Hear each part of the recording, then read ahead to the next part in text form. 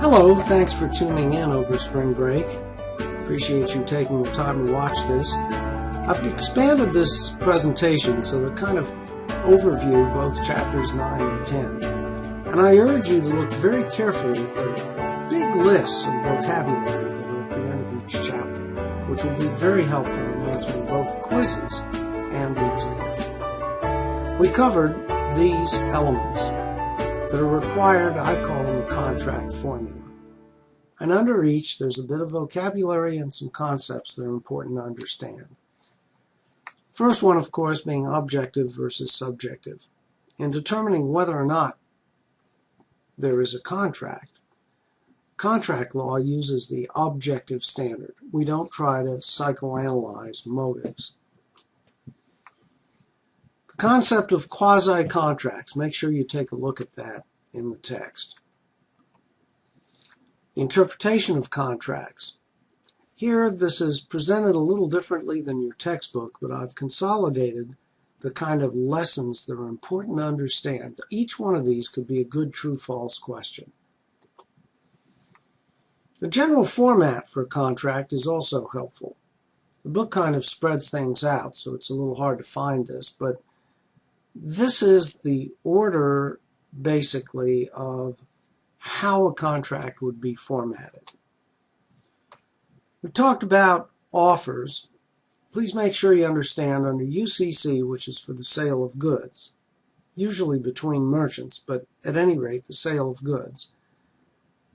All you're required is the quantity and a signature. However, in common law contract, we required definiteness of terms. If you're missing any of these terms, a court is not likely to enforce the contract. Also, there are concepts like expression of opinion, which cannot form the basis of a contract. And again, look at the difference between common law and advertisements versus the deceptive trade practices. Common law essentially says that an advertisement is nothing more than an invitation to negotiate. Deceptive trade practices, however, holds advertisers to a little higher standard. They cannot be false or misleading. Communicating can be done either way. True-false statement. A contract may be made orally. Does not necessarily have to be in writing, but you have to consult the statute of frauds, which is state law.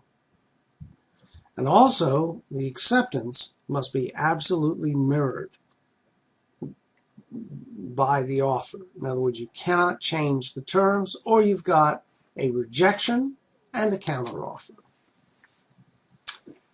This concept of revocation. Revocation means that you have terminated an offer, and it is effective as soon as the person has received it. Promissory estoppel is where an offer has been made, there's been reasonable reliance on that offer, and the party has taken some particular action or expense.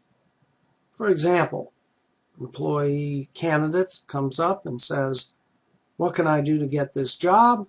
And the person says, "Well, finish your degree and then come back to me and you'll have the job." Well, that's a dangerous thing to do because a person might have a cause of action under promissory estoppel. Termination by operation of law. Well, first of all, before we get to this, contracts, 99.99999% of them are completed by performance. But sometimes there's operation of law, and these are the examples of when a contract would be terminated by law. Let's go back to acceptance. You've made an offer. The acceptance has to be absolutely a mirror image.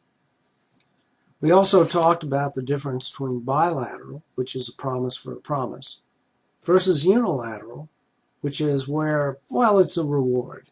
You know, do this and I'll pay you a reward. Also, please note the mailbox rule. Acceptance is effective when it's placed in the U.S. mail. Consideration. Spoke about this in class. Courts will not look at whether or not something's fair. They are going to look at whether there was a pre-existing duty, and they're not going to consider past consideration as sufficient for a future contract. So keep in mind these points under consideration. If you don't understand them, go back to the book, look them up. Settlement of claims, there's a term here, accord and satisfaction. This is where the parties are fighting against each other over the amount that's due. In other words, they didn't really clarify, or there's some misunderstanding as to the amount due.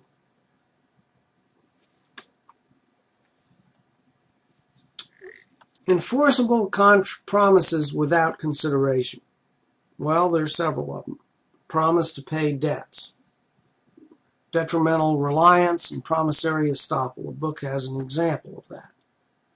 Or making a promise to pay under a charitable subscription. Now again, beware of the pre-existing duty, because you can't bargain for more money for the same performance. It's okay when you add something extra, but you got to be careful. Unforeseen difficulties. Well, this is really tough, because those unforeseen difficulties have got to be truly unforeseen. Where do we encounter contracts? Well, here's a list. I presented this to you in class, but I've added to this what law it falls under. So you might want to take a closer look at this in the regular version, which you can print out. E-contracts. A lot of you are much more savvy, I think, than the book gives you credit for. You know that click-on agreement is going to form a contract, even if it's over the internet. You understand that when you tear apart the shrink wrap, you have agreed to the terms that are contained inside the package. I think most of you understand that if you put your name on an email and send it to someone promising to do something for a certain amount of money, that is your signature. And this two laws, the UETA and the federal e-sign law, came about approximately at the same time. But the federal law does not preempt state law. It simply says whatever, if there is a UETA law in that state, that will be the enforceable law in terms of electronic contracts. In closing, let me warn you, there's a lot of vocabulary in Chapter 9 and 10, just some terms and what is the situation in which they arise. So in reviewing the terms, don't just try to memorize word for word what it means. Can you invent a story where these terms would apply? If you can and you're correct with it, you've got it nailed. Thanks a lot, and I hope you continue to have good spring